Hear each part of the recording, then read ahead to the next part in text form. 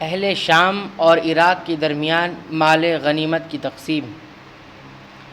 حبیب بن مسلمہ رضی اللہ عنہ نے کوفہ سے ولید بن عقبہ رضی اللہ تعالی عنہ کی مدد پہنچنے سے پہلے آرمینیا میں رومیوں کو شکست دے دی اور شامی فوج کو بہت سارا مال غنیمت ہاتھ آیا، اور جب کوفہ کی امدادی فوج پہنچی تو مال غنیمت کی تقسیم سے متعلق اختلاف ہو گیا۔ چنانچہ حبیب بن مسلمہ نے اس سلسلے میں معاویہ کو تحریر بھیجی، اور پھر معاویہ رضی اللہ عنہ نے خلیفہ راشد عثمان رضی اللہ عنہ کو تحریر بھیج کر اس سلسلے میں دریافت کیا پوچھا۔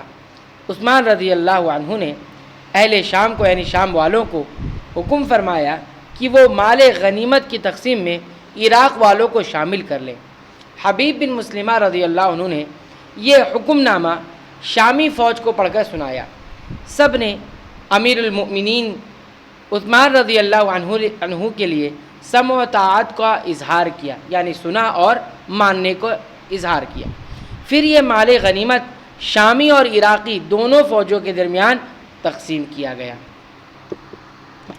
دشمن کے مقابلے میں متحدہ موقف کا اہتمام۔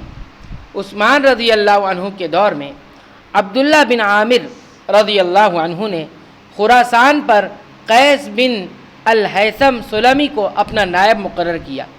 قیس وہاں سے روانہ ہوئے، تبسین، بادغیس، ہرات اور قیہستان سے بہت بڑی فوج جمع کی اور 40,000 فوج لے کر پہنچے۔ پھر قیس بن الہیثم سلمی نے عبداللہ بن خازم سے مشورہ طلب کیا کہ تمہارا کیا خیال ہے؟ اس نے کہا میرا خیال یہ ہے کہ تم اس ملک کو میرے لیے چھوڑ دو، میں اس کا امیر ہوں، اور عبداللہ بن عامر رضی اللہ عنہ نے مجھ سے عہد کیا ہے کہ جب خراسان میں جنگ ہو تو میں اس کا امیر ہوں گا۔ پھر اس سے متعلق عمدن گھڑی ہوئی تحریر پیش کر دی، جان بوجھ کر ایک گھڑی ہوئی تحریر پیش کر دی۔ قیس نے اس سلسلے میں اس سے تکرار کو ناپسند کیا، یعنی بحث و مباحثہ کو ناپسند کیا، اور اس کو اس کی حالت پر چھوڑ دیا اور امارت اس کو سونپ دی۔ قیس بن الہیثم نے اپنے اس فعل سے، اپنے اس کارنامے سے متحدہ موقف اور اتحاد کو برقرار رکھنا چاہا تاکہ اختلاف کی وجہ سے فوج میں کمزوری نہ رونما ہو جائے اور پھر شکست کھانی پڑے۔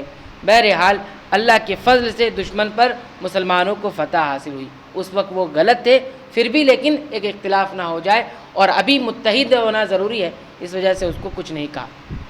صلح کی شرائط میں فوجی ضروریات کی فراہمی کی شرط۔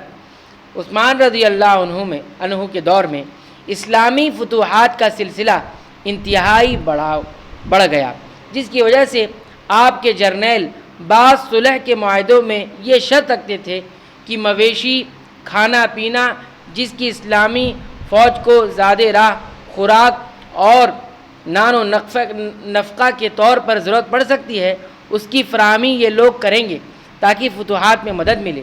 مرکزی قیادت سے خوراک اور زیادہ راہ لاد کر نہ لانا پڑے، اور اس کی طرف سے یہ بے نیاز رہیں تاکہ پوری دل جمعی سے جنگ کر سکیں اور دشمن کے مقابلے پر پوری قوت رکھیں۔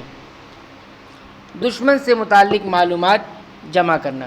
خلیفہ راشد عثمان رضی اللہ عنہ کے دور خلافت میں اسلامی فتوحات مسلسل جاری رہی۔ آپ خبروں کا اہتمام فرماتے اور بذات خود ان کو جمع کرتے، ان کا تجزیہ کرتے، ان کی تہ تک پہنچنے کی کوشش کرتے۔ آپ کے جرنیل اپنے اسلاف کے نقش قدم پر قائم رہ کر مخبروں اور جاسوسوں کا اہتمام رکھتے اور دشمن کی خبروں کو جمع کرتے۔ اسی طرح یہ لوگ معاہدوں کی شرطوں میں ایک بنیادی شرط یہ رکھتے تھے کہ وہ لوگ جن سے معاہدہ ہو رہا ہے مسلمانوں کے لیے خیر خواہی کریں گے اور دشمن کے حملوں سے آگاہ کرتے رہیں گے، جاسوس اور مخبر بن کر مسلمانوں کا تعاون کریں گے اور دشمن کی نقل و حرکت کی اطلاع برابر مسلمانوں کو دیتے رہیں گے۔ اور اسلامی عثمان رضی اللہ تعالیٰ عنہ کے دور حکومت کی جو فتوحات تھی اس سے اور کیا فائدے حاصل ہوئے انشاءاللہ آئندہ درس میں ہم دیکھیں گے۔ اللہ تعالیٰ سے دعا کرتے ہیں کہ رب العالمین تو ہمیں صحابہ کرام کی اس پاک سیرت سے کما حق و فائدہ اٹھانے کی اور امت تک اسے پہنچانے کی توفیق عنایت فرما، آمین۔